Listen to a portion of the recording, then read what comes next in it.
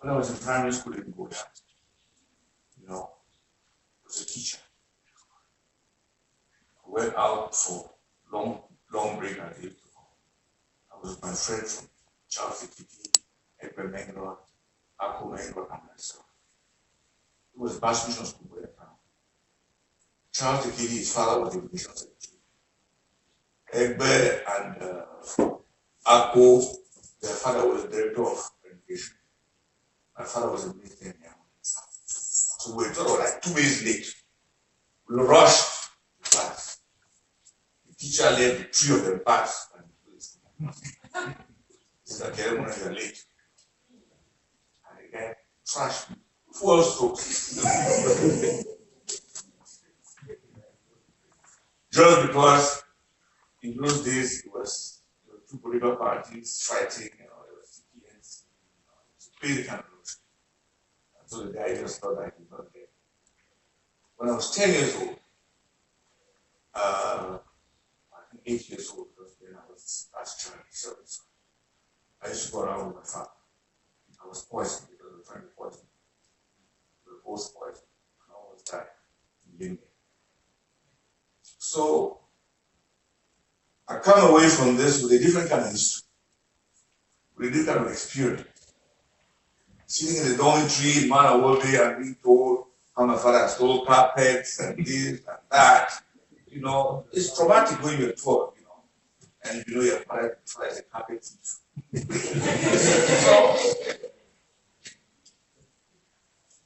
So I say this to let you know that the burden that I have is not an easy one. I said I look at my niece there. I was in Manawood, and when he used to get rough, I would run away and walk from Manawood to town to go to the father's place. Each one of us, I'm sure, and the phone of France, has a story to tell of an injustice that they don't just understand. It's familiar.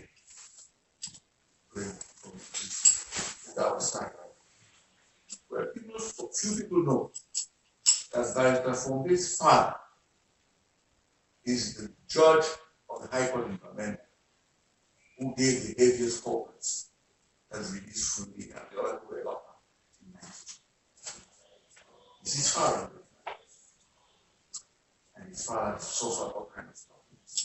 It's a blessed memory now, even from the rough times.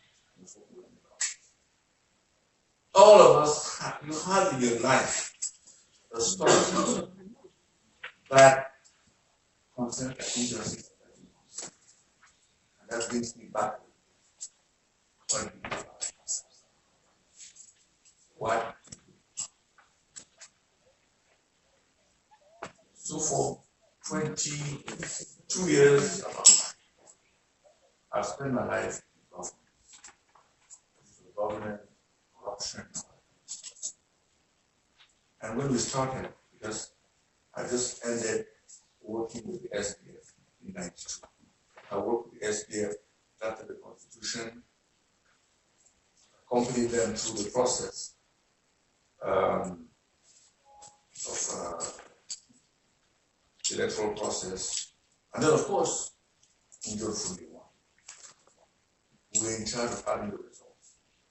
I can remember when we took the decision that we should announce the results as we get them. Put the government on its back because they wanted to put the books so they could release the figures. So they were not giving out figures. So they didn't know what to do. So they decided to now put out figures. And the only figures they could use were the figures of the previous election, that is the parliamentary election. So they started reading the figures, right? What the rate with country, the Minister of Communication, and the Julie was Minister of Affairs. Started reading those results. And I had like 20 guys from the faculty of statistics and stuff, and maths, I think, were working with us at the HQ.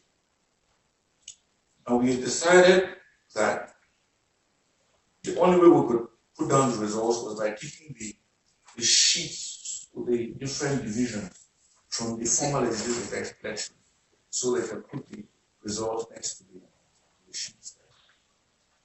The problem we had was that we didn't have the sequence. So we took those sheets, took them out, we did them so quickly, so we allowed the results of the formal elections on it. So when the guys started putting our own results, and the government was announcing their own, after about 10 results, the guy came and said, man, these figures they are giving are the same figures as in the general election. He said, what? He said, yes.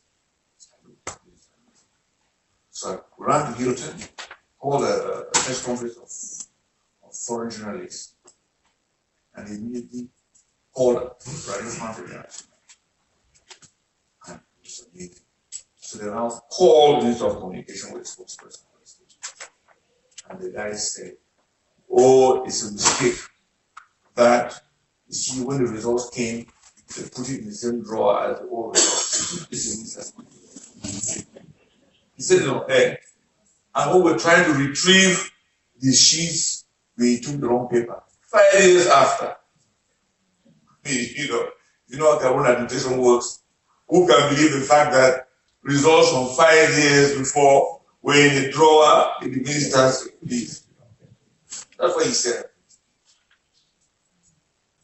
But the only problem then, I think, was that as much as we worked within the country, we didn't work out of the country. No work was done that is immediate. No work was done so that out of the country, the different institutions should understand what was going on. And people used to complain, well, I think I'm almost at the end of that. I've seen all the institutions. I've made sure they know what I'm about. I've made sure they know what I'm doing. I've made sure that if something went wrong and I raised my voice, I could pick it up very easily. Because I think in 92, I forgot that part. We didn't prepare people out of the country. But I think now the institutions are very well.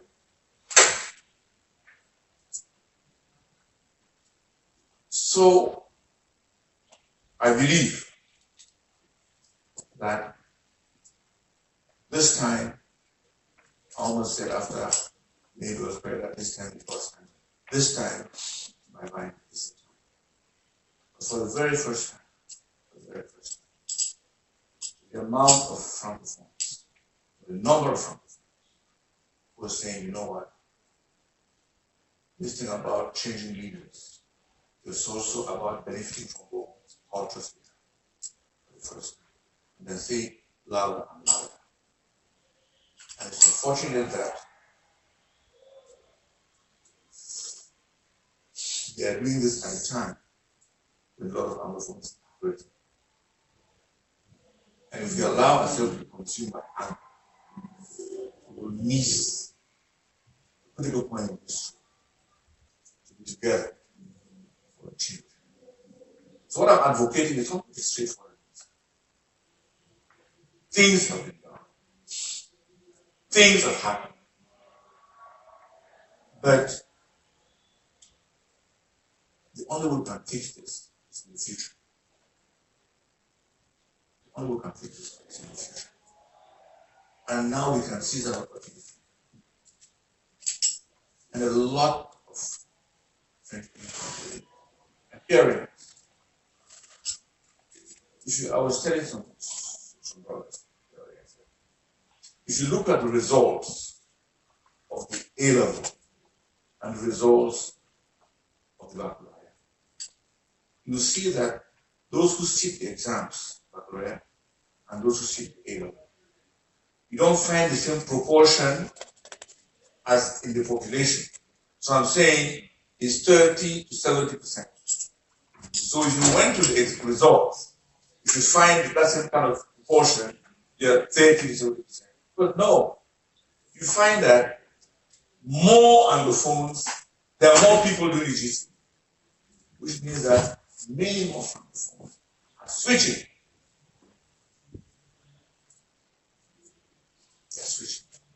couple of months ago, I was having one of my usual sessions with Element 2, and he told me, Akere, I said, yes.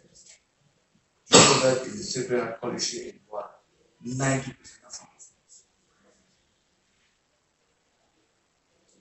So, I think we have to listen to ourselves and not to the government. Because the government is threatened, seriously threatened. I'm saying so because I know it. All the things I've been engaged in my life, I felt the threat. When I started to fight against corruption, because when I talked about it, I asked myself, what am I going to do next? I said, if there's one thing which is finished in this country, and there are three sectors that give an indication. It's almost biblical. Even in the Quran, I find it. In the Quran, they talk about healing. Talk about judgment, and talk about teaching. So, if you get your health sector right, you get your justice right, you get your education right, you're on the way fixing the country. But these three sectors in our country are terribly sick. You heard about the woman, the poetic lady you are. I can tell you 20 other stories. The gentleman who worked with me for 30 years after he died about 2 years ago. So I'm actually care of his wife and his 5 children. The other 2 months ago, they called me in the middle of the night that the wife had been bitten by a snake. So I said, well, listen, rush to the hospital. And I'm going to send somebody. He says, yes, we're at the hospital. And they say there's no money, they're not doing anything. Snake bite. By the time you get the money, dead. Now that is what we're talking about. We're talking even life. That's the education sector. The education sector, don't see people going to schools. When I was Bâtonnier, we would do the bar exams. I was the head of the jury. And the results will come up. And they say, oh, we have taken 2 million CFA each. I don't understand. So I changed the system. After they do the sitting of the exam, I will sign on every single sheet and put a stamp. Because the papers went back to the Ministry of Justice. And I was told that they used to go and rewrite and then change the papers. So I put the stamp. After that, same thing. You say nothing. Then it's really interesting. They used to collect questions and send to the minister. And the minister, on the morning of the exam, will pick any question and they will type it. And then they will send to us. So I was about to send in the hall. And they brought the envelope sealed. And on the back of the envelope, there was a stamp, seal of the state stamp. But this stamp said, Cameroon Airlines is not so, it's funny. What does Cameroon Airlines have to do with the bar exam? But in the front of the paper was the proper stamp, Ministry of Justice. And then I told him that what was happening. See, the Secretary General of the Ministry of Justice was the chairman of the board of Cameroon Airlines. So what it meant is that when he got the envelope, he opened it, looked at the questions, sealed it. But you know, the boss had too many stamps on his table, and he picked the wrong one. So I told him, cancel the exam. I said, sir, 1,500 students in this place. We will start a whole bureaucracy. Confusion, witch hunting. You know, if you become a lawyer, you can read. When I was in London, you went to the exam room with your statute books and all that. It's the way you argue. It's not because you have seen the question. So I suggest that just forget about it. So open the envelope, did the test, and we destroyed the envelope. And only G and myself know. Now I think all of us know. And this is to say that certain times in life, you have a choice to make. And it can be difficult ones. So when I saw all this, and I discovered actually what was happening, was that there was a smart guy in the Ministry of Justice who would block the results over 3 weeks before he published them. And what he will do is, he will go and look at the results of name of people who have passed, maybe 10 names for example, and go and tell people that they have failed, and then he can fix it. And take money from all of these people. And then, when the results come out, you have passed. There's no way you can convince those guys that they didn't pay and pass. So he began a real superstition for the guy. And I suspected that. So when I saw the minister is so by then interesting. And I said, you know what, Mr. Minister, when the jury finished it, and the results are ready, I want to publish immediately. And he accepted to do that once, and 2 people from the ministry escaped. Because they had taken money. So that's when I decided that the battle to fight now was the battle. It was just when SD was powerful and all that kind of stuff. So my brother was in SDF, I was starting corruption. Our office, which ran on like 80% foreign work. The government asked people to stop.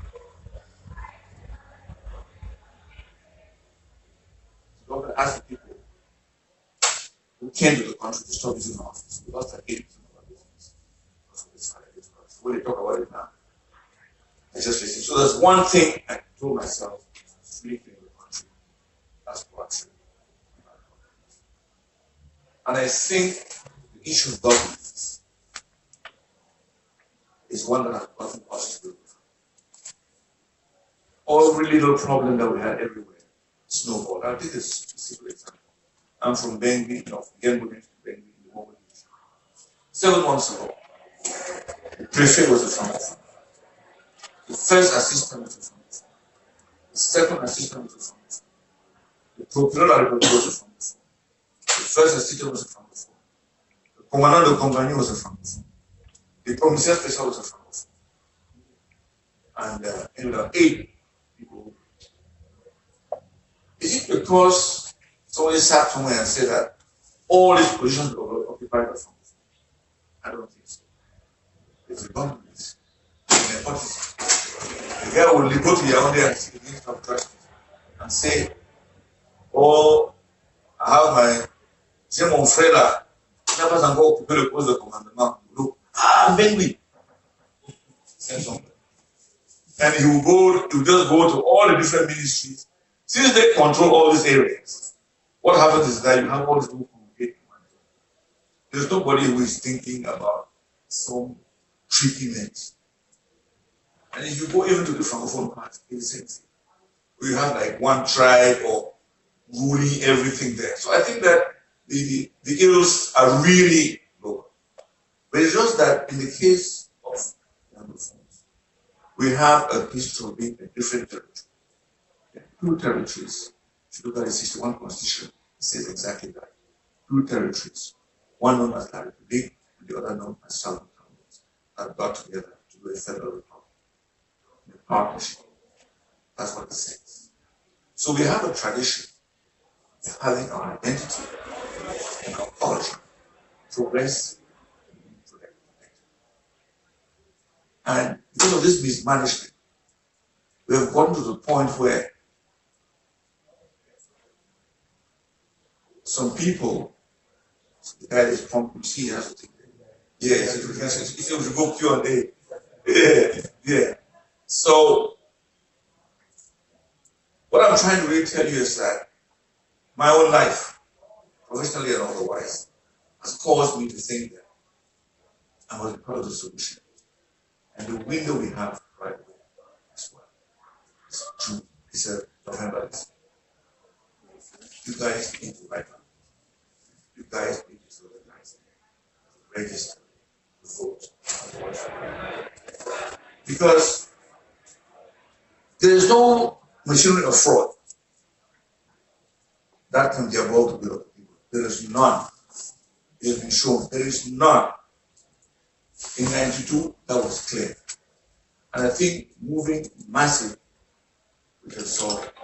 And that's why I put it the Now Movement. What does the Now Movement do? Simple. It empowers people to create a group from between 10 to 50 people. And that's why they are starting all over the country. And their mission will be to appear in 360 districts and also at all the voting booths. And it's working like magic. And I'm sure that by June, we are trying to field women and youth in all the communes or the districts or the local councils. Because I think that that is where we can get the problem. I've just given you little anecdotes and stories so you guys can know where I'm coming from. But the real discussion will start when you start asking me questions. And I keep saying, please, no gloves, ask me anything to do, anything. I'll be ready to answer you.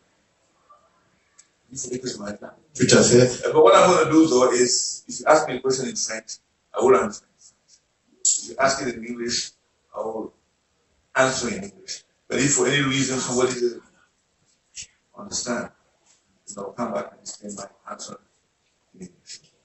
Thank you, Maître Akere T. I would like to let you know, please do well to limit your questions to 2 minutes or less, so we give the opportunity to as many people as possible to ask questions. I know you have preoccupations, you have things that you want Barrister Muna to address. So, Hendricks, I think you don't have one microphone down there, and we're going to pass it along. We're just going to go ahead and ask questions since we have constraints of time.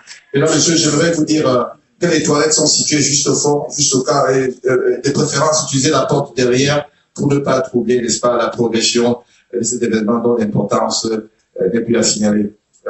Aussi, nous avons 2 minutes, exactement 2 minutes pour votre question. Donc vous avez le temps de préparer vos questions afin de ne pas réfléchir pendant que vous avez le micro compte tenu du temps qui vous est réparti.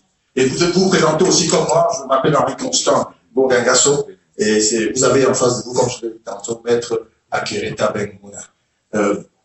Et il est entouré par le mouvement de Now Movement. Et si vous ne faites pas partie de ce mouvement, vous pouvez vous familiariser avec ce mouvement pour accompagner la candidature de ce monsieur, et comme disait quelqu'un, qui est une candidature sérieuse. Même.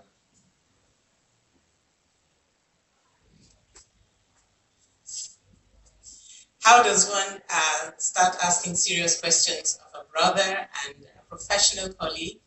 But Maître, you're welcome to Houston, and I could see the surprise when you opened the door and found me. Okay. For everybody else, I have my questions here. My name is Dr. Margaret Kilo. I have been working in international development for the past 19 years with the African Development Bank, and that's where Metro Muna and I have really connected with the APRM and the governance issues that we raised. I have my notes written out. The first question is about the Anglophone problem and the role of social media in convincing people that the unitary state is a problem. Anglophones have seen that the decentralization has not worked. Federalism seems far-fetched, and they simply want their own country.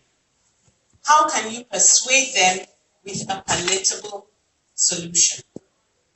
Second question is the issue of human rights, because that is your domain, Metro Muna.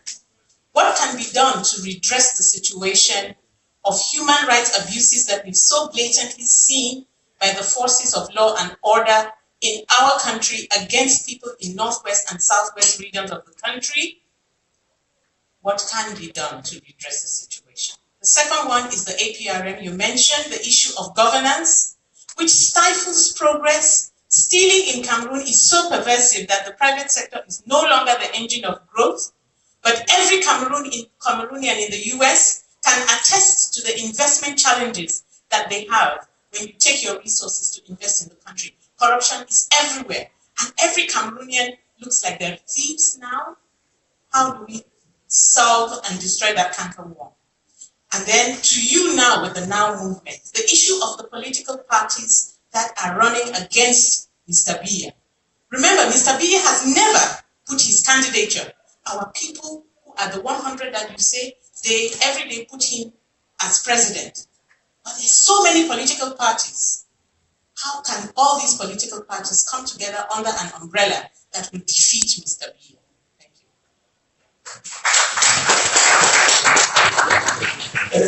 Very good questions, but I will still insist on the fact that you need to limit your questions to either 1 or 2 maximum, and then to 2 minutes, so that we give the opportunity. That's what makes democracy majority. Thank you. Okay,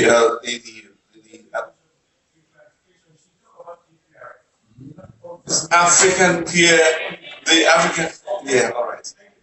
Yeah, in French he spoke about this, my mechanism African. Yeah, yes. Okay, now let's talk about the first question that has to do with the debate about the federal system and unitary state. You see, some of our brothers, sons and daughters have said they are done because the government itself has said Cameroon is one and indivisible, and that's it. We are not saying it's because of anything else. So every door has been shut. So the question is, when you get to that point, and somebody says that, what can you do? That's it. There's no option. Nobody is discussing an option. We are back to where we were in the 90s. In the 90s, Dr. Monzu, Dr. Anyangwe, and I think Dr. Elad went ahead and produced the draft federal constitution. This was because when the victory was stolen from Frundi, it was believed that it is because it was Anglophone, that's why they wouldn't let him win. So there was now this rise of this Anglophone identity that culminated into the AAC, All Anglophone Conference. And then the request for federalism really increased. To work against this, the government in the 1996 constitution came out with the notion of autonomous regions. That's how the provinces were now to become regions. With the president, the regional council, that will be autonomous. And Anglophones, as, I won't say naive, but as in good faith, say maybe this will fix it. If we can decide for ourselves, if we can determine what happens in our own part of the country, maybe this can fix it. Only to discover that this was the ruse. It was simple trickery, because in 2004, a law was passed, and this law said that the regional presidents were under the control of the appointed governors, which meant that just destroyed the window that was open. So I understand the fact that for the person who says, I'm done with La République, it's because on the other side, there's nobody listening. Nobody says, okay, let's discuss this federal system. Okay, but what is it? They're saying that we are going to discuss, but we cannot change the nature of the state, and that's it. It's our way or the highway. And that's where we are at. I'm saying that the first step is to put in place a government that listens. We have one that doesn't listen. And as I say frequently, we have a government that closes his ears so he cannot see, and closes his eyes so he cannot hear. That's a very funny way of going about stuff. So that's my proposal on that point. I'm saying that we have to go back, we have to reboot, we have to restart, go back to a federated state, the federal system, as it was in 61, and give it another try. That's what I'm saying. And have a government that listens. So that's my answer to that. Now, it's a daring move to take, because after November, I'll have no other answer. I will have no other answer, because even Ahidjo himself, who put in place the federal system, he said in his speech in 1972, he said that the federal system has permitted us to consolidate national unity. That's what he said. The federal system has permitted us to consolidate national unity. Since we need to make some economies to use some money to boost our development, we shall go to a unitary state so that we can be able to save some money and progress economically. So going to a unitary state was not a political solution, it was an economic solution. That's what he said. So I'm saying now, since we are at the point where national unity is at a risk, we should go back to the federal system, where the identities and the cultures are protected. So that is it. And I think the older English-speaking Cameroonians should be modest enough to accept that we were blinded also by material gains. Anybody who is old enough to remember West Cameroon in those days, every single department wanted to go federal. I'm sure he remembers. Everybody wanted to go federal.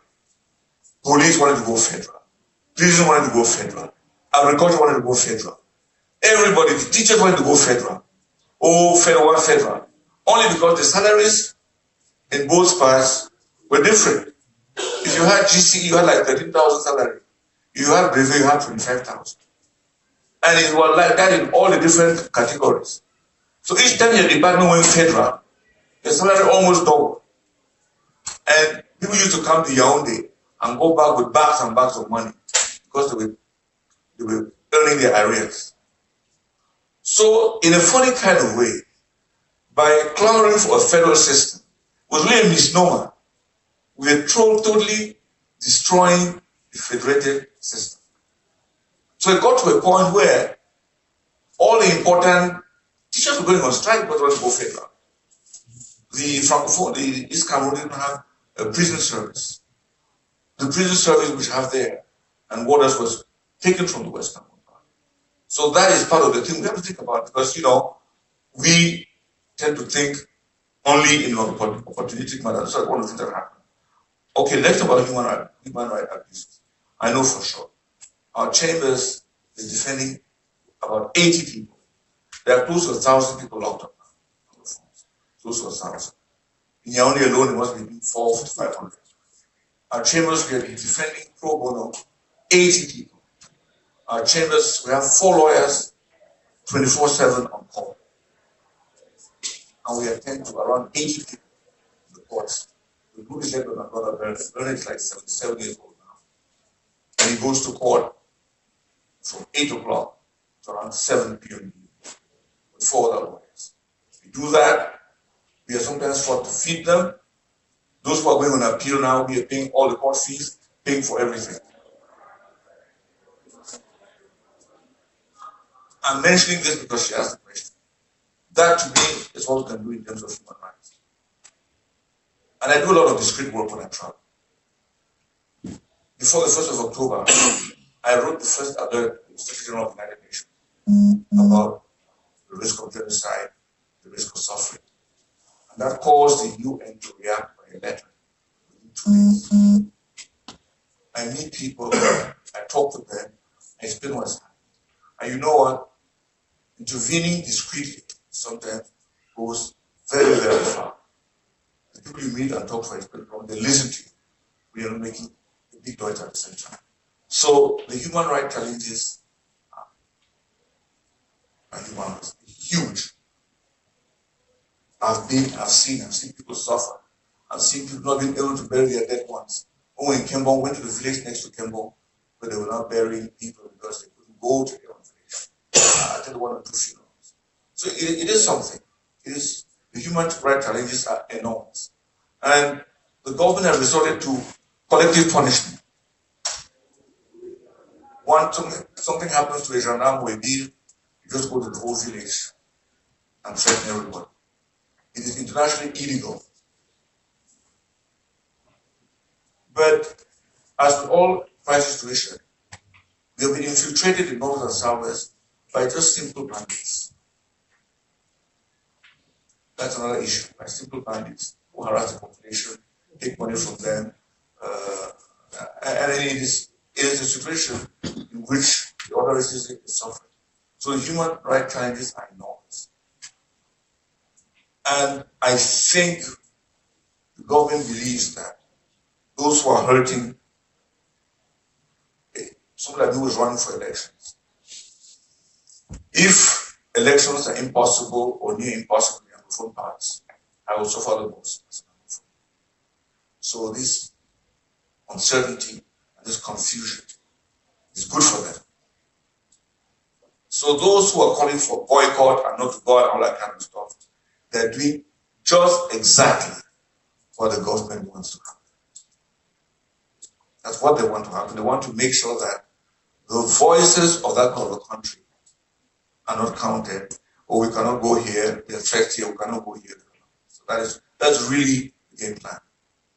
So I think it's up to you. And that's really my plea. Let's write home. Let's tell the people. Let's give this just one chance. And take a position. Because the issue about boycotting the elections is just exactly what the government is hoping for.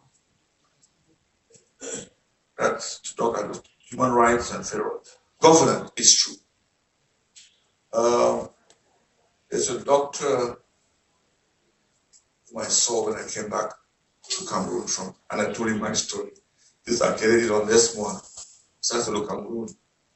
Une nuit de combine, they passent 10 années d'études. So that really so surprising. Is that one night of the combine? Oh yeah, of trickery and fraud is above 10 years of studies. So that is what the guy said, and that's what's happening. You know, how on earth can people be serene in Cameroon when a dead man is number 1 in an exam and never sit?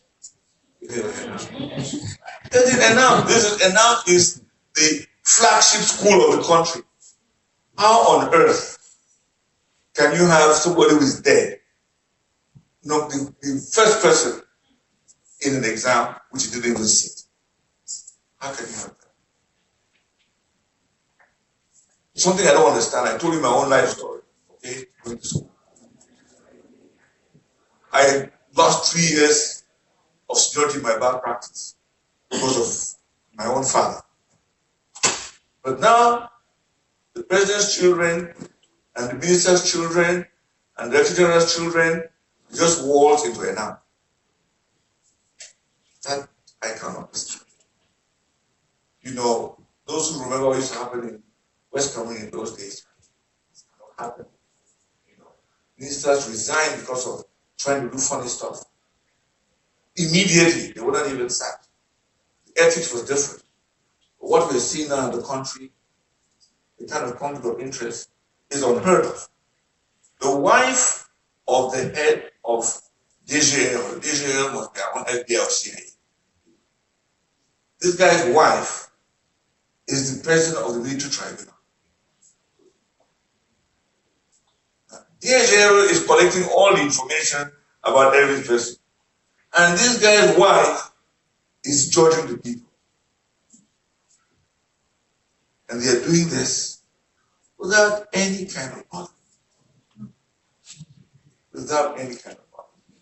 The level of conflict of interest is appalling. I'm just saying this to say very few, you know. But the level of conflict of interest is crazy.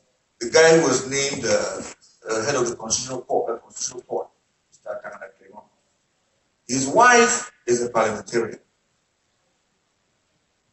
And when he was in the Supreme Court before he retired, he sat on the case that was hearing problems in the legislative election, and he actually started the case that concerned his wife. So when I resigned from some of these positions, say I'm avoiding any potential conflict of interest, please for people to understand that we come from different cultures. Since 2005, what I own is declared in the website of Transparency International. If you go and click my name in TI website, my declaration of assets has been there constantly since 2005. So I think the governance issue is a systemic problem. So for that country to function, you need a new constitution. Totally new constitution. The system has to totally be changed. If you don't do that, there's no way. The institutions have to be different. The powers of the first have to be reinforced. I mean, those were in where in those days. You read Cameroon Outlook and Tata Obenson. Do you remember any journalist being arrested? Never. You could write about anybody. You could sue. Chief Makoge sued my father when he was prime minister, and the case was going on and on in court. People want to start and listen. So I think that when people know there's a solution to the problem, they will go for the solution. When people feel that there is no solution to it, they will look for a solution. And what I'm saying is that there is still one option, and that option is the ballot. It's not the bullet. And the last one about political parties. That's my word. Many political parties. You know, it is true that there are close to 300 political parties in the country. I think, in reality, they're really about 10. Even 10 is on the higher side. It was the means developed by the government to start talking about majority presidency and say the president is supported by 100 parties and stuff like that. But I am conscious of the fact, the day I announced my candidacy, I said clearly that if another candidate were to emerge, whom I think I should support and make sure we win, of course I will yield for this candidate. So there's no doubt in my mind. But the question is that we're in the dynamics of the beginning of a race. It is important to allow people to say what they have to say and to stifle them by the fact that we are all one candidate. No. The time will come. I think every other person is as conscious of Cameroonian as myself. The time will come when we'll sit down. And I think the first place to start would for, because there is an Anglophone problem, as you said. We Anglophones have to sit down and say, well, okay, we as Anglophone, what are we putting forth? And then I think that might get the ball rolling. But I don't have any worry. I don't think we should listen a lot to political speeches, because you cannot, when you ask me now, I tell you that I'm running because I'm going to win. You know, I cannot tell you, well, I'm just trying my luck. I tell people that I've done many elections in my life, at the African Union, at the bar, locally, at the bar, internationally, and I've always won. That I don't lose elections, I won't start with the presidency. So I will say that. So, ladies and gentlemen, we're going to move forward with other questions. I know there's several people burning with questions. If you're going to ask a question, we have sent out some sheets. Just write your name on it, not the question, but your name. And we're going to answer the questions as they come. So we're going to take a question right here, and as he's asking his question, please write your name on the sheet, and then we'll pick up the papers, and then we will call your name. Thank you. Bonsoir maître et bienvenue à Houston. Merci beaucoup. Je m'appelle Gérard Bordin. Nous suivons un peu tous les affaires du Cameroun et nous avons quand même un petit problème avec les hommes de loi que vous êtes. Quand on a écrit la Constitution en 96, on nous a dit les différents organes seront mis en place graduellement, sans limitation de temps. Donc ce qui fait que nous sommes en 2017, nous avons encore cette constitution qui n'est jamais mise en place. Nous nous retrouvons être la meilleure nation de football africaine, Et ça fait 7 ans qu'on est sous administration provisoire pour des problèmes encore de test qui, à mon avis, rejoignent les problèmes de gouvernance. Alors la question que je pose à l'homme de droit que vous êtes, vous avez cité les problèmes à Tangana et tous les autres, les problèmes qui se sont posés dernièrement au Sénat. Et la question que je vous pose, c'est en tant que numéro 1, que ferez-vous pour que nous revenions à l'état de droit? Merci. Votre question est très bien posée. Il nous faut une mutation systémique. Nous avons une constitution qui est taillée pour arranger les choses pour une seule personne. Donc, si vous regardez notre constitution, le président de la République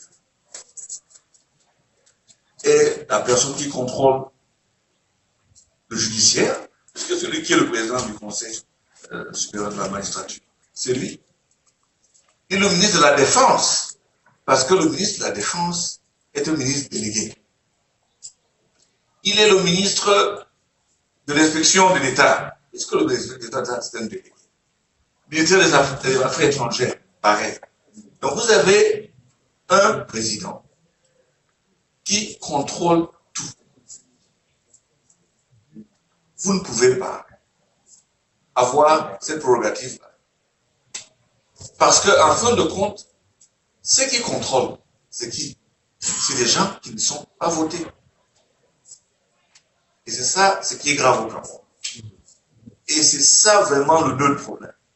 We have a system where the only elected person really, unelected, will serve as the president. The prime minister is not. The ministers are not. The prefects are not. The governors are not. How on earth can these people have dialogue with the people? They don't recognize them. They don't know them. So what I'm proposing, and what I'll be proposing is that we have a country where 23 million Cameroonians go to sleep, hoping that on Friday morning they can call their name that they have been made minister. It's friends in here only at Thursday night. And when it starts getting to 5 o'clock on a Friday, everybody's shaking. It can be me. You should have watched the TV when they named the guy president of the Commercial Council. We saw him dancing with his hand in his head. It's a surprise. That's where the country is. What I'll be proposing is that to become a minister, you must be elected permanently. You must be. So at least we reduce to 180 people. So if you're a minister and you don't get elected, you know that you cannot be minister. And we have to depoliticize the civil service. So if you're a civil servant, you're just serving the people. And language is a very interesting thing. In English, you say civil servant. In French, we say administrateur civil. When my father was prime minister, he signed his letters, your humble servant. The Francophone system, you have to put at the end, veuillez accepter, monsieur, this dans l'ordre d'expression des sentiments les plus différents. I'm saying this so to understand where it comes from culturally. I'm saying this because it speaks to how we treat other Cameroonians. And you know what? The civil service has to understand that they're civil servants. When they start understanding that, they name a guy a governor. He goes on and meet the people's store. When the hell did the people vote him? The president in the country, then they elect a mayor. They're going to appoint a government delegate who now controls somebody elected by the people. Even in the CPDM party, we are from CPDM, it's the same thing. They elect section presidents, they go behind and name regional coordinators, appointed. There's a phobia against people who are chosen by the people. And I keep saying that we have a country which is by the government, for the government, and of the government. So to answer your question, systemic change, institutions, true institutions, strong institutions, strong judiciary. The constitution we have now is a big joke. And I'm sorry, the political parties are part of the problem. I will be joining a political party just because the law requires. Because don't forget, after the first legislative elections, UNDP had 68 parliamentarians. SDF boycotted, so they allowed 19 parliamentarians to go to UNDP. And to tell you how political the people of the Southwest, I have to say this. Because SDF was not on the ballot, the people of the Southwest voted other opposition parties. That's how UNDP was able to get parliamentarians all over in the Southwest. In the Northwest, they didn't get any because people just abstained from voting totally. And some just voted SCP. 68 UNDP, 16 UPC, 6 I think the Dakota's party. And also UDC. So we had majority in parliament. And this country should have been a different country. But people sold out. People sold out. Money was taken. And we are here we are today. Okay, they write a new constitution. And they look at the end of the constitution, it says, the 2 mandates of 7 years. They say, this is great. In 14 years, Biafra will be gone. But don't look at the clause that says that this constitution can be changed by a simple majority in parliament. Okay? You see, so really, this guy has voted this constitution, happy that after 14 years, Biafra will go. It's a joke. They asked me the question in 2008. What do you think? I said, politically speaking, there is no way he's going to change the constitution. But as a lawyer, the constitution says so. Those who were jubilating in the 90s should have thought about this. They should have said for you to change that clause, you go to a referendum or some kind of a process. So we're all in this quick fix, waiting for 14 years to come and for Biafra to go, and they will stay. And of course, the same opposition leaders, you have them today that you have before. So I don't see the difference. So I think, part of the problem we have is also kind of political culture that we've raised. So I'm reluctant, but I'm forced to. Because by law in the country, to run for an election, you are that independent, which means you need 30 signatures from every single region, not from any kind of person. You have to get it from deputies, councillors, senators, and certain chiefs of a certain level. The chiefs are paid through the government officials. The council, the senators are only 7 SDS in one region. It's impossible. Even if they did and they gave you the thing, in the evening of the thing, people will come and withdraw their names, and on the first day they say, sorry, so that is the trap I'm not about to fall into. So I'm forced to join the party, so that the party that qualifies, so I can be able to run as a member of a political party, but understanding that I'm really non-partisan, because we need to really go forward, so people can be able to contribute to the movement of the country without worrying about which party is where. The party will matter, when it comes to the trust of the people. So, and we would like to know what that party is when times comes to your convenience. The next question goes to Ayo Kwachere. Yes, sir. Thank you very much for giving me the opportunity to have this question. I'll go straight to the point. I'm assuming that you're a presidential candidate, and given the force which I've seen with the Now movement, it's likely you can win. So,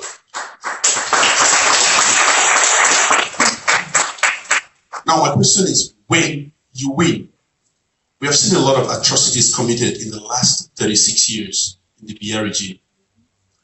Do you plan on bringing Biya and his ministers to justice for that? My second question is, so many people have a feeling that Biya is approaching a retirement age, and he's still in power, so he's approaching. And if he's approaching, our colonial master, the French, might be thinking of replacing him, and some people have a feeling that you stand a candidate and you stand that choice. How can you convince Cameroonians that you are not that choice and you are actually bringing a change now? Thank you. Well, I'll start with the last question because I get asked that question many times. I worked with my father for over 30 years. So, my father is Solomon Bâtonnier Akere.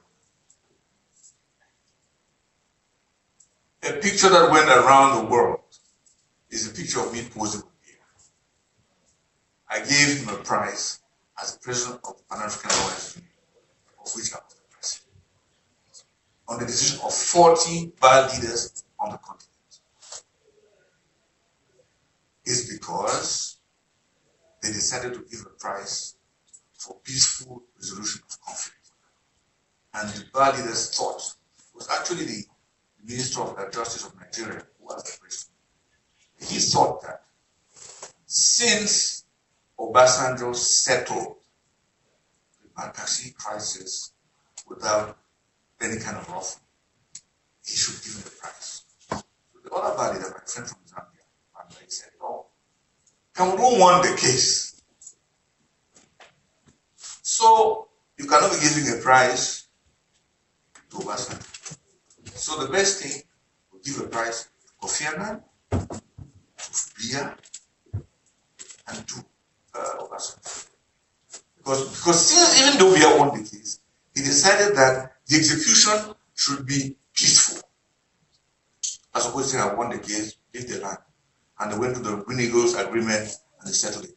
So that was the situation in which I was now called upon, we were presented to Kofi Annan, we did to Obasanjo, and we did to Biya. So it was just all that kind of stuff.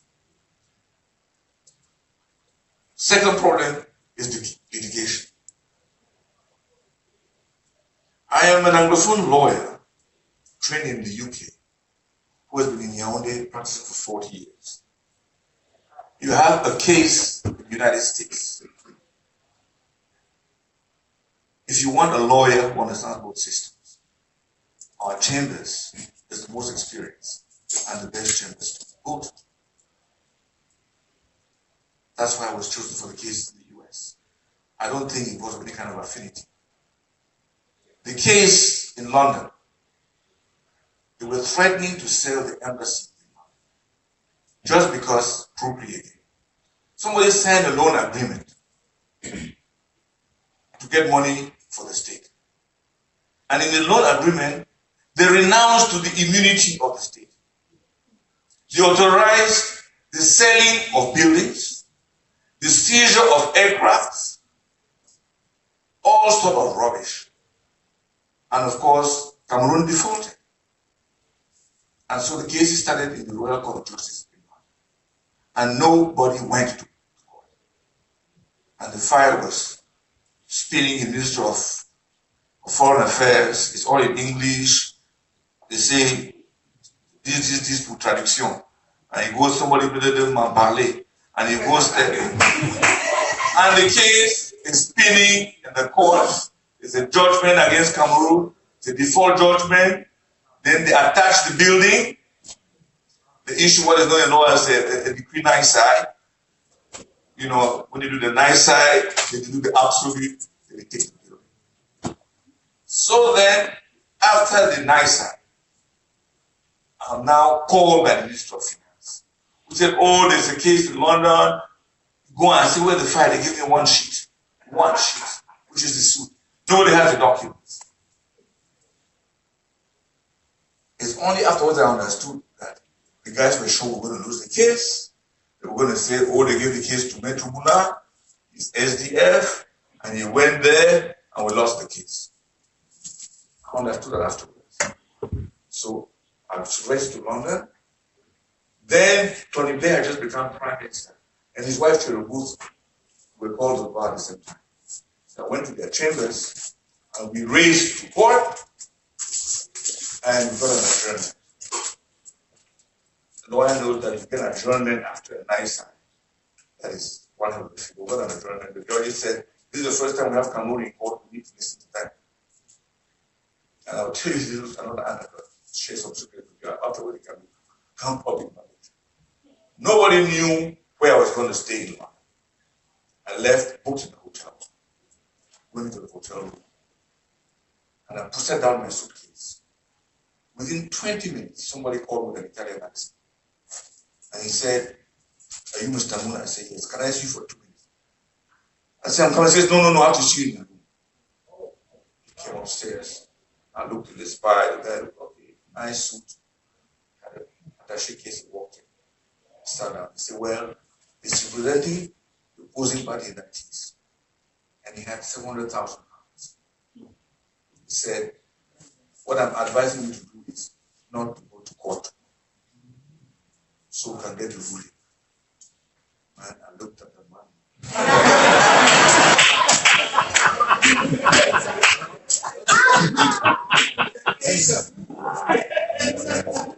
I told the guy that, you know what? I really like to earn my money before I take it. So I've heard you. Let's meet at 1 o'clock at Holborn. I told him where we should meet. We'll sort it out. So when he left, I took my bags, went downstairs to the bed reception. I'm leaving the hotel. They said, "Well, you know what? When you have paid it," I said, "Only not the money. Keep the money. You can even give the room to somebody else." But I'm leaving, and I checked out. And I went to a private residence and I stayed there. Got a taxi in the morning, went to court, got my authorization, got my adjournment, straight to the airport and flew out. So anyway, we're able to get the court to rule 2 things. Firstly, that the debt is valid, but that they were not going to sell the building. The judge said, even if I authorize you to sell this building, how do you expel the diplomats? They have immunity, and the British government has the obligation to protect them. So you can't sell. Go and seize any kind of asset, money, anything else, but you cannot sell that building. And that's how the embassy, old building in 84 Holland Park, that's how it was saved. So people who fault me for going to do that case, I say, okay, you can go ahead. That doesn't mean I have a special relationship with the what you're talking about. The thing is that I have been with TI for 9 years. Not I mean 20 years, but 9 years I was vice chair. I've been in many international organizations. This is what is bothersome to the government. I was called up. The idea was to have me locked up and sent to jail. I went in the morning. I had all the bar leaders. They have about 200 lawyers outside, ready to hold my brief. I was there, and the government knows from calls they got from many former head of state and all that I'm a bit difficult client for them to deal with. So I think they're hedging their bets as well. So people feel that I have some protection because of some deal I've got with the Well, listen, man, if you've got a deal, I would like to know where the paper is, so I can get some money from it. So, seriously speaking, I've never been invited to the Unity Palace for 20 years. I don't have a decoration. It is true that in 2004 I was asked to come and join government. I think it was at the end of the day, I said, listen, man, one, I'm disciplined. Two, I've never worked for anybody. So there's no way I can come in this. Okay? I was asked twice for Onera before I was approached and I declined. So I don't have, there's no cause for people to feel that I have a personal relationship. Apart from the fact that he worked with my father was vice president, he was secretary in the presidency. So when my father used to be interim for Haiti when he traveled, he came to Boya to have documents signed and stuff like that. But you know, that's not my life. That's not my life. So I don't think it is justified in saying that there's an arrangement. But the French themselves have understood that an Anglophone stands a better chance of causing that country to be together at the point which we are at. And French politics is changing. 80% of the French parliament is made by people that nobody had heard of before. Bolloré, who controls 40% of the ports in Africa, is today being charged for corruption. So I think we should see that the times are changing and we should seize the opportunity. I'm talking to these people and the interest they have in the country, and the appointments I have lined up with DC from Monday shows that there's a rising interest. Cameroon is strategically situated.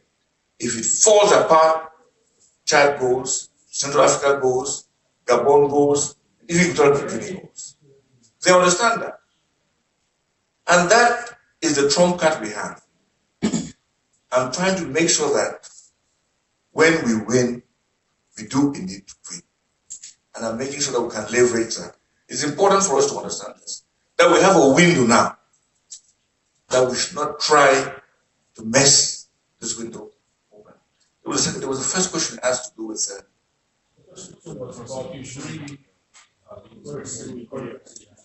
to justice. Okay, I had it down here, justice. Well, firstly, the Constitution protects you for what you do, what you does out of it. The Constitution does two things. It says what the president does before he becomes president. You cannot try him when he's president. And when he is not president, you cannot try him for what he did when he was president. No, I think it's a procedure, it's a pretty high treason. It is not a strange thing. It's in many countries. So it is not really out of, it's normal. But personally, I don't see what you gain in taking an 86-year-old man to court. What do you gain? Our problem is about the future. It's not about vengeance. It's not about vengeance. It's not about anything, because we should learn from the king of this, Mandela. 27 years he sat with his jailers, and one of them became his vice president. Can you do better? So I think we should measure and react. Otherwise, the kind of bitterness that can consume us to the point of destruction. And there will be no country left. I've had arguments with people. In the beginning, when the teachers were striking, I understood that the children shouldn't go to school in solidarity with the teachers. But afterwards, a strange phenomenon started. Kids were not going to school. They were threatened if they went. The teachers were threatened. But this affected the poorest children. Because others send their children to Kongsamba, to Bafoussam, to Yaoundé, to other places. Some even send them to Nigeria and Ghana. But the poor guy in the village, who is wearing the Amazonian t-shirt and striking around and saying all these things, his children, she can't even go to school. It's not fair. Brothers, it's not fair. When you're advocating for a certain measure, you have to make sure that you are in this together. It's not because you're sending money. It's because you're feeling the pain of the next guy. With the permission of the captain, the sheriff there, he was showing me his equipment today. And he took out the taser. And he said, you know what? Before you are issued with this weapon, they try it on you. So you know exactly the pain you feel. So before you use it on somebody else, you know exactly what the person is feeling. But when we are out here, cruising in our Cadillacs, and we send even $1 million, you should go to Kembong and see that those people, their livelihood, they've built houses, they've suffered and all that. I was forced to write a letter to the president. I say there's one war to be fought now, is the war for the heart of the people of those areas. We have the génie militaire, engineering force. Send them to those areas. Give them money to help those people rebuild their villages. So that's the best thing you can do. Okay, I don't think that if there was, and I discussed this with the Bishop of Manfi, I say if there's anything we can do now, that's how we can help those people. And we shouldn't behave like the government, you see. We have a government which is weak. And the bad thing about weak people is that every opportunity for them is to show that they are strong. Oh, that they can be strong. So the worst person to provoke is a weak person. Because he will just look around, he's a knife, and anything. There's somebody who is not up to your level. When you is provoked, he will just, anything he gets, he throws at you. So I think it's important for us to think about this, about that. So, to the question, should the have this my guys with me, I have somebody to do that. The guys who work with me are all between 27 and 28, but these ones who are traveling with me are like, 27 and 21. There's Maxime there. He was working in Canada, he came to join me, he's one. And there's also Richard. Where's Richard? It's Richard right there at the back there. They all work with me, they abandoned their jobs and they would be for the past 7 months. They're like 8 of them like that, and the whole now movement, that's what we have, people like that age. But we have a lot of people, professors and so who are working on it. We are doing, my program is on the APRA basis. We have like 10 professors who are doing an evaluation of the country, never been done. Cameroon joined the APRA in 2004. We have never done an evaluation. You know very well, we've been pushing them here. Okay, so we are doing one now. And that will inform us to come up with recommendations and to pass it. This is what we'll take to fix our country. To answer your question, it doesn't mean that everybody will go free. No. It means that people who have stolen will have to give back the money. The question is, I don't care how many you put in jail. The question is where the money at. We're talking to an attorney at law here, and he's trying to get you to hire him. I think he's doing a good job to hire him to defend your interest in our country. But remember, if you talk to Maître Akere T, you can take 2 days and you'll still be sitting here and happily listening to him. But and it's painful because I always talk for money. Nous avons moins d'une heure à gérer dans notre temps, beaucoup de questions. S'il vous plaît, posez des questions brèves. Please ask des questions. Voilà. Et puis, je vais passer, voilà, et comme ça, il va donner des réponses brèves. Voilà.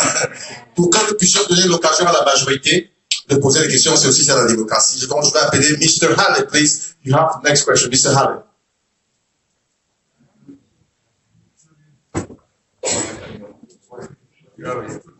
Bonsoir, M. Akere. Bonsoir. Je suis M. Halle. Je suis arrivé ici de manière un peu accidentelle. J'avais prévu d'arriver ici, mais j'ai eu un contre-temps. Ce qui m'a fait que je suis arrivé un peu en retard. J'ai 2 questions pour vous. La première question est celle-ci. Le processus électoral actuel a été contesté par le MRC qui a voulu la réforme parce que, à l'état actuel des choses, seuls les procès-verbaux des électeurs font foi. Ça veut dire qu'après le déploiement dans un bureau de vote, chaque scrutateur dans une partie de l'opposition voit sa copie. Mais la loi dit plutôt que c'est le bulletin, les procès-verbaux de l'électeur qui feront foi. Comment comptez-vous contourner cette stratégie du parti au pouvoir? Parce que ça veut dire que la copie qui vous sera remise ne fera pas foi au niveau du Conseil constitutionnel. Comment comptez-vous faire face, contourner cette stratégie du gouvernement? Ma deuxième question est celle-ci. Une certaine presse relaie une information selon laquelle vous serez falsifié la signature de votre sœur. Que commentaire faites-vous de cela? Et ma deuxième question est celle-ci. Ne sera pas, est-ce que cette situation au niveau du parquet ne sera pas un caillou dans votre chaussure? Un caillou dans votre chaussure. Ce procès. Oui, ce procès, est-ce que ça ne va pas vous entacher est-ce une manipulation de pouvoir ou c'est juste une situation qui est arrivée? Bref, qu'en dites-vous par rapport à ce procès? Je vais commencer in English. So it's interesting because I can answer in English so everybody can understand. I think the second question, the first question was, you know, the electoral laws, the way they are written, says that the procès verbal, that's minutes or the report from the voting office, the one that is considered as the document which is valid is the one produced by Elekam. So anybody can produce theirs, but the one by Elekam is the valid one. So how am I going to go around that? The second question had to do with the family situation, that my sister said I faked her signature, and that I concede that it can be a problem to my candidature. So they think. All right. So I will start with the easier one, the ridiculous one about falsifying a signature. This has to do with a family meeting of 7 people in 2002. You have a situation where you have 6 to 1. Why the hell do you have to falsify a signature? This is so ridiculous and shows you how desperate some people are. It's 6 to 1. So why the hell do you have to falsify a signature?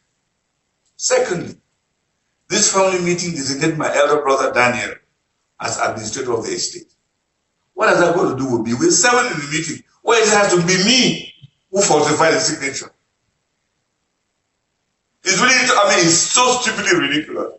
And thirdly, we held the meeting to appoint my brother Daniel so he could go and sign a shorty for a loan I was giving to my sister.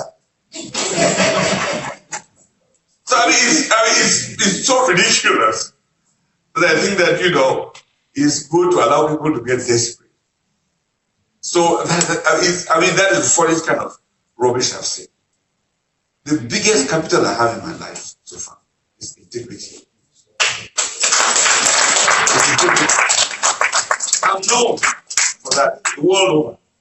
Today, which is the only position I'm keeping, I'm the chairperson of the vetting committee of the International Athletics Federation.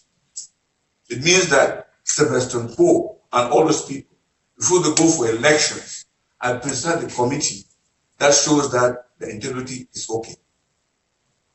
Now, for the whole world to allow me in Africa to be in that position, what the hell should I go and falsify a signature in a matter which doesn't benefit me in any way?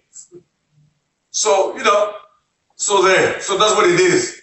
If that's how ridiculous they have gotten, somebody said it just means that the only thing I should worry about now is my life. And that, God gives life and He can take it. So I don't think that, I'm not fearing any guy who feels that, they can threaten me. Those who know my house in Yaoundé is exactly opposite Bagan Gray's house, who is the head of the police. Okay, so that is it. So the answer to the question is that issue is a non-issue. On the other hand, it is my sister's legal right to go to the courts to seek redress. And it's her right. I will protect that right for her and for myself. And we'll all be in court, and everybody will tell their story. I don't think that she is any less my sister because she feels that she go to the courts. But it's unfortunate. It's unfortunate that she's allowed herself to be used.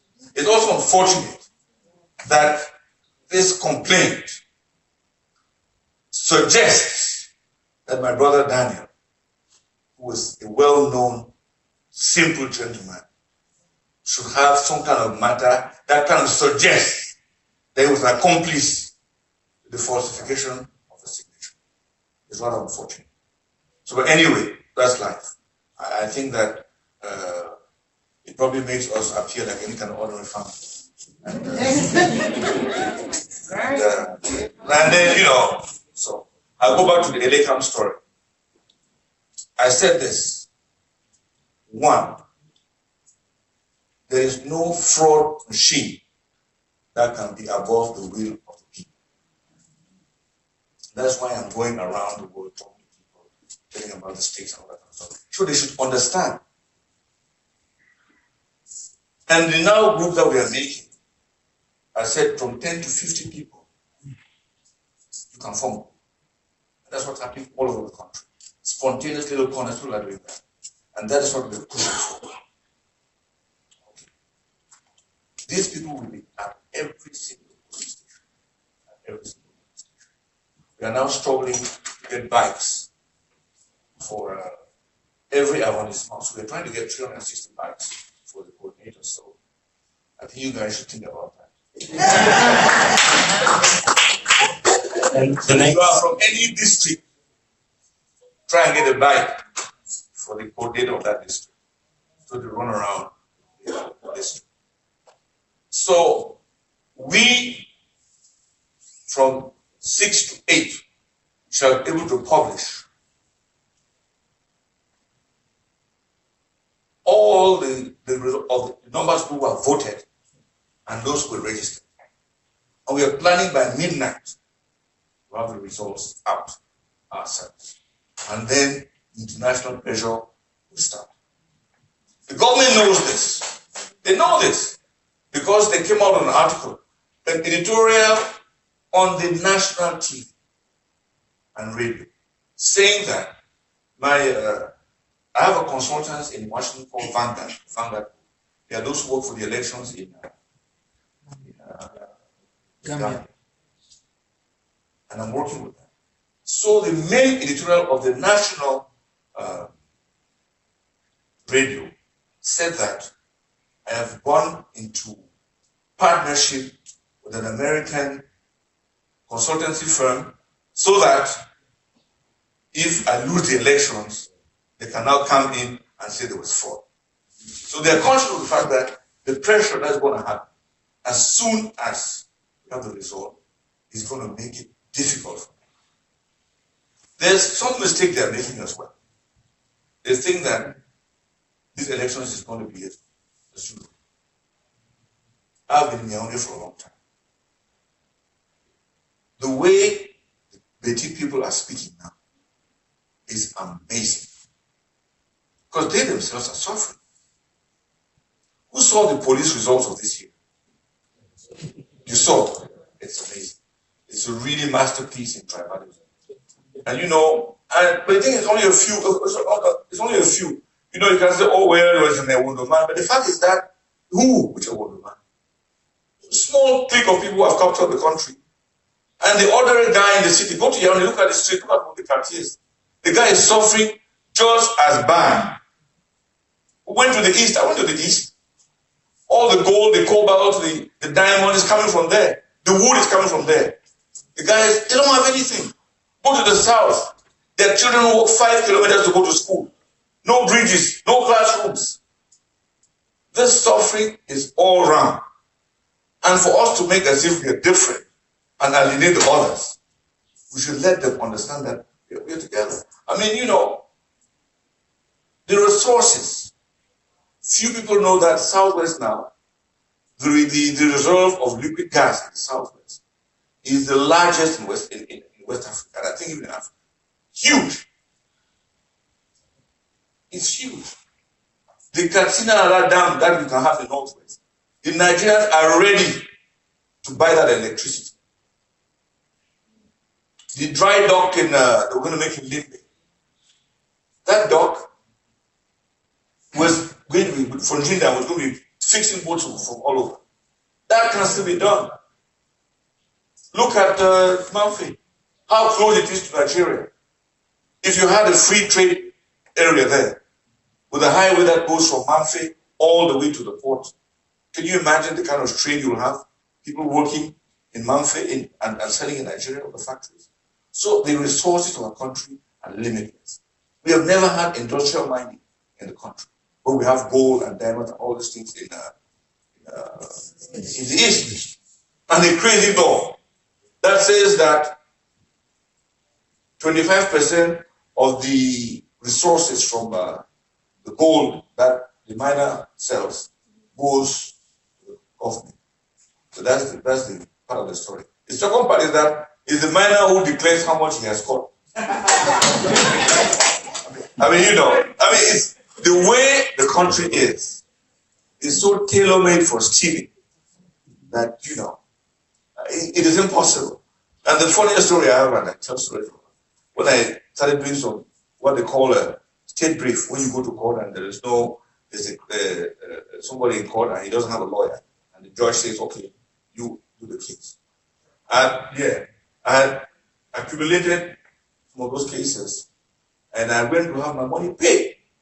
And I went to the treasury, and the guy recognized me and said, ah, bonjour, mate. I said, bonjour. He took me to the guichet. I signed the paper. I had to put my fingerprint. He says, no, no, no. Don't put your fingerprint. You dirty your fingers. I put mine. So really, all these kind of things to them are just a formality. They don't understand the consequences. Yes. All right. Our next question goes to Franco Bonga. Welcome to Houston, Mr. Akere. Yeah.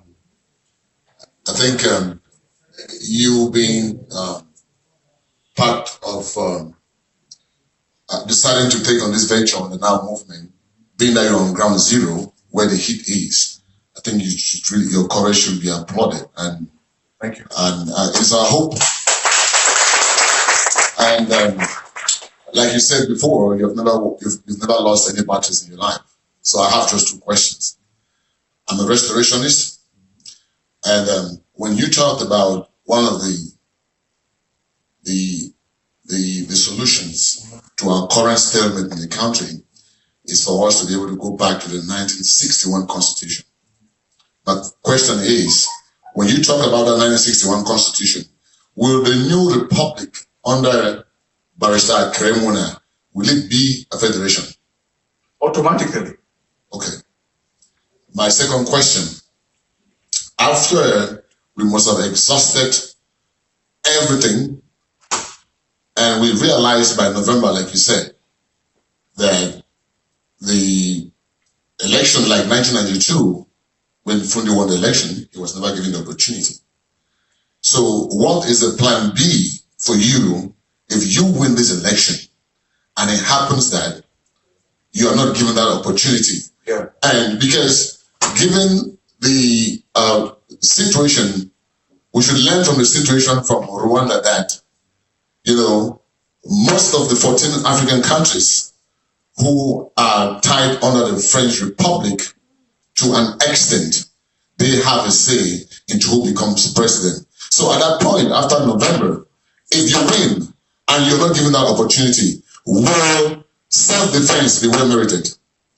Thank you. Your question is well posed. In '92, I told you I was part of the process. Okay, I was part of the process, and I discovered that the error was that we didn't prepare the international community as to what we do. It didn't understand. For the past 3-4 years, that's what I'm doing. For 3 days, the kind of people I'm meeting, nobody has the position before. The kind of people I'm talking to, nobody has before. As a matter of fact, some of the meetings I attend, not even the government has been able to attend. The last Mo Ibrahim Summit on Governance in Kigali, everybody knows the government institution. I was called upon to speak. I was interviewed by everybody and desensitizing it. So Cameroon is no longer in the dark, and you cannot just do stuff. So I think the struggle will really begin if anybody is crazy enough to try and steal the election this time. But I don't think they would dare.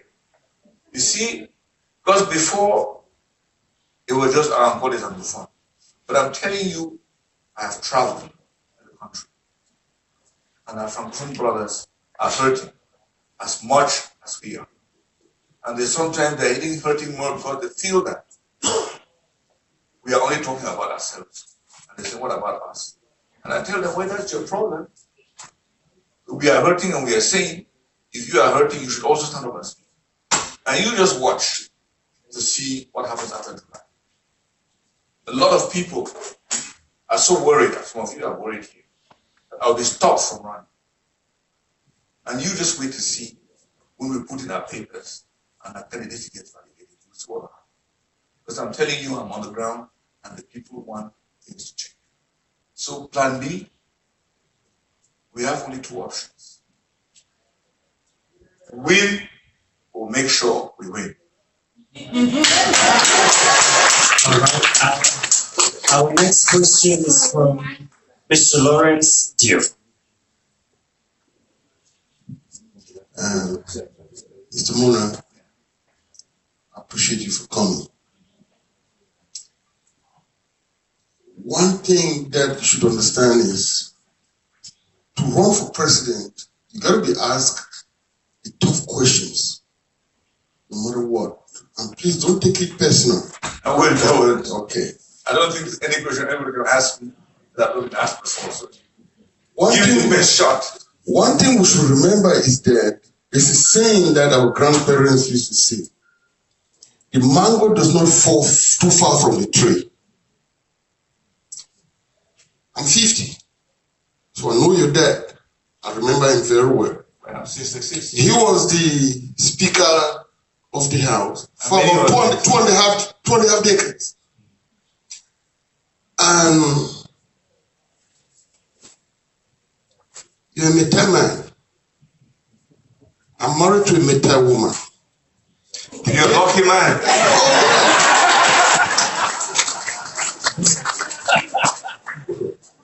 And those people who, when you go into Mbengwe, you go to your family house is right on the right hand side. Yes, and a lot of the cars that go through comes and gets stuck right in front of your house, of your family house.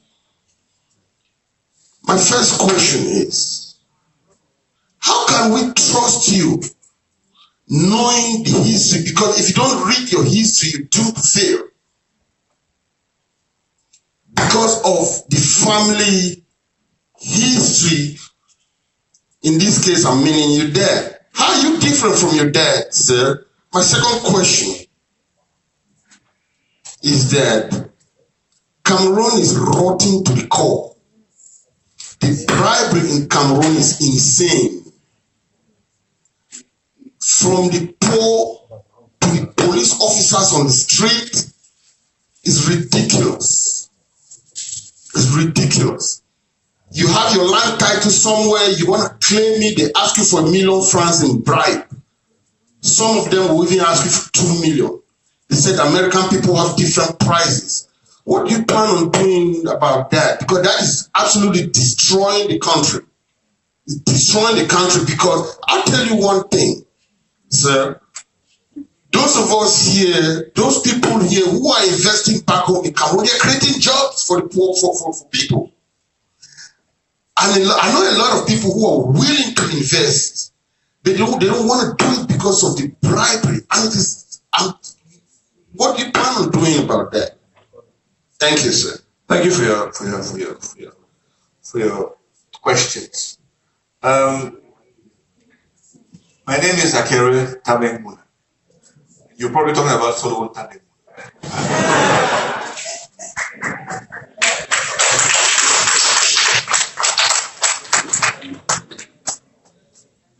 So I will answer the questions that concern Akere T. Maybe you had the choice of the family we were born in.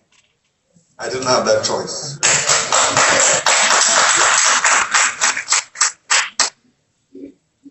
But one thing I can assure you, that the ethics, the moral standards, the mission education, my values, I got from my father, I got from my mother. And I'm truly thankful. That's why in our family have made a foundation. As to political choices and times in our history, everybody has their own responsibility. So, I'm not a mango. I'm not falling from any tree.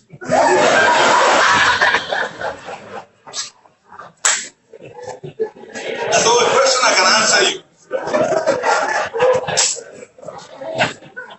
The question I can answer you clearly. The question I can answer you clearly is the one on bribery. Is the one on bribery. We Cameroonians are very smart. We say Cameroon is rotten to the core. But really, because we are avoiding from saying Cameroonians are rotten to the core. The country has nothing to do with it. It's us. It's us, the people. The country is rich. It has all the vegetation of Africa. It is admired, it is envied. It is us, the Cameroonians, that have the bribery, the stealing of resources. It's us. And what you're saying, I go through it every day. 4 days before I came, I had lawyers going all the way to Mara. We've been doing for the past 20 years. The case of a Lebanese lady whose title deed was just taken from her through some fraudulent documents. And she's been fighting this case. Now she has cancer, she has diabetes, her 2 legs have been amputated, she has high blood pressure, she was rushed to France, and we are forced to continue in this case because she can't even get treatment for herself. And that's just one case. People just, the land from CDC that was given back, all this preface and what have not, have just taken the land from the villagers. But those people, God forbid, they will give back that land. The poor people in greedy. Their land has been taken away. If the government needs 20 hectares to do a project, they will say, oh, the government needs 50 hectares. They expropriate 50 hectares, do the project on 20 hectares, and then the 30 other they distribute among them. Those people, they have to give up. And so, anybody who thinks they've gotten money or property, ill-gotten from people, they will give it back. The question is not going to jail. The question is, how do the Liberians say, where the money at? So that's my own problem. And you have to make sure that bribery is risky business.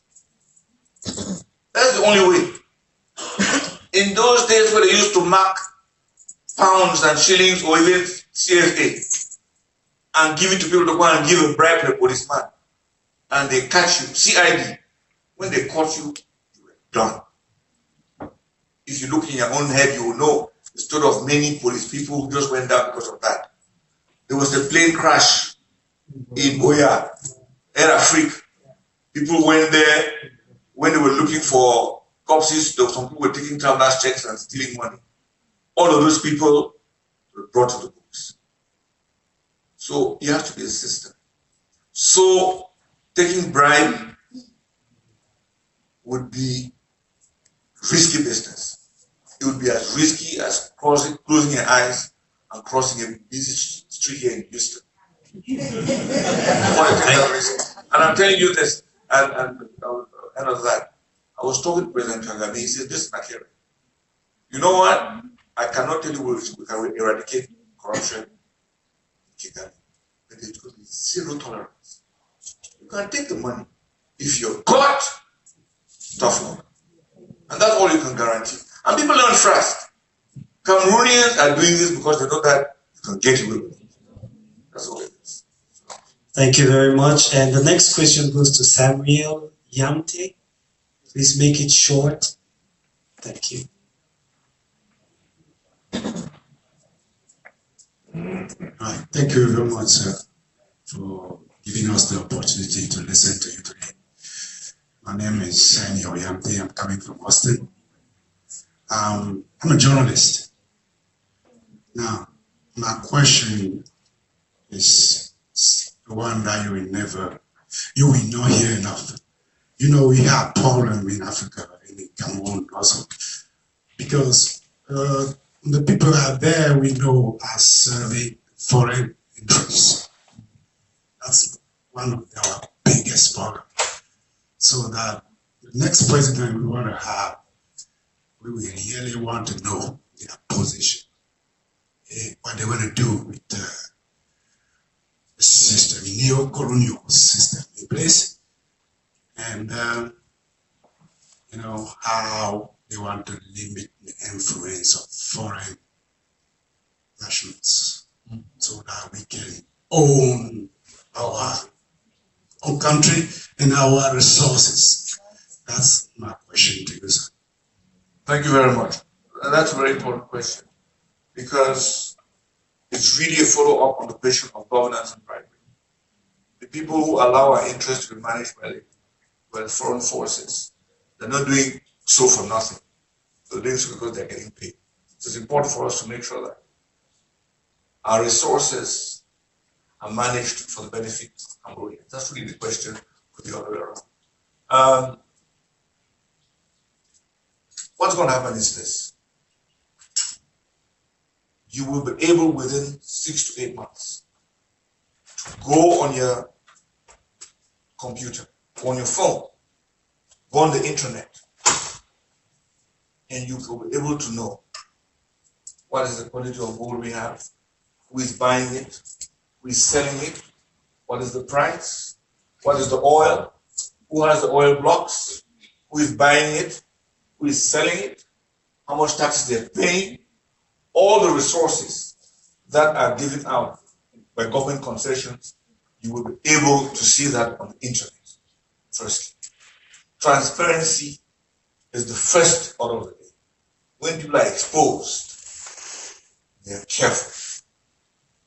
We have to have a system of whistleblowing where whistleblowers are protected. So it is very important. There's something that happens in this society here where even somebody who has helped his boss to fraud the taxes, if he goes and reports his boss and the money is recovered, he gets some of the money. That's what happens in the States. Because they encourage citizens to help protect the wealth of the country. So there are many mechanisms that we can make people to be conscious of it. They are quite about foreign interest. I think that the times are changing. We shouldn't confuse cooperation because the world is getting smaller. And I think the progression of the African Union is showing that. And the people are beginning to think. I used to go, you go to Kenya, the white guy will just come and stroll through, and you and I couldn't even get a visa to enter. Because you have to apply for a visa 2 weeks before. But now guess what? You go to Kenya, you get a visa at the airport. If you go to Kigali, you get a visa at the airport. I think we're going to have systems that are trying to protect our own interests and for us to trade more and more among African countries. And we have to do stuff that permits Cameroonians themselves, force partnerships. If you want to come and do business back home, you gotta have a partner. And that's also not only for just Cameroonians. This country protects the disabled, whether it's parking, whether it's having a ticket, whether it's going on the train.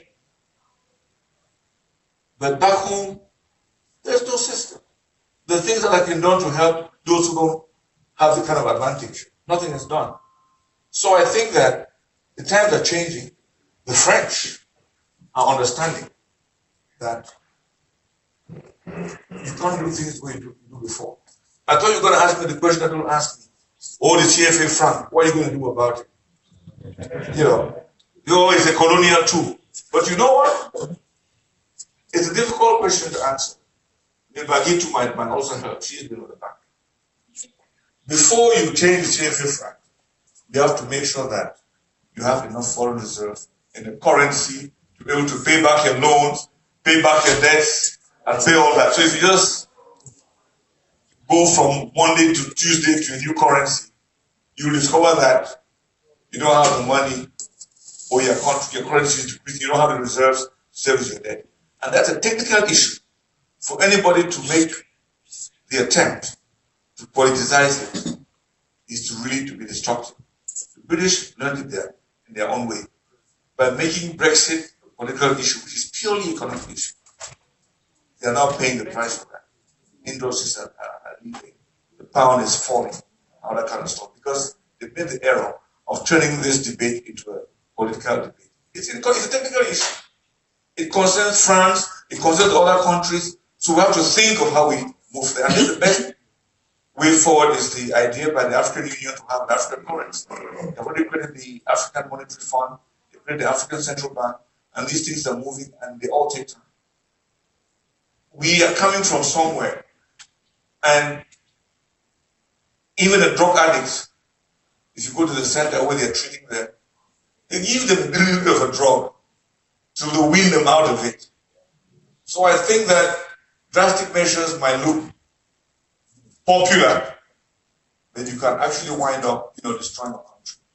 I don't know if you've gone to Tanzania. You go to Tanzania, you know that when Nyerere took over Tanzania, he went on a real all out to teach only the language, Swahili, and no more English and all that. So if you go to Tanzania, there's a generation of people who can hardly speak English. Yeah, they can only speak Swahili. But they soon found out that you don't have access to books, documents, international, it became so difficult. So they have to revert, and he himself confessed. So I think that popular measures are okay. But if you're a leader, you have to lead from the front. You have to show the way. Because that's what your leaders for. If you lead from behind, all you see is the rear of those you're supposed to lead. I don't think it's very far. Ladies and gentlemen, we have less than 15 minutes to go. This is the time we had in this place. I want to let you know we have some t-shirts and a lot of stuff outside of the price of production. This is one of the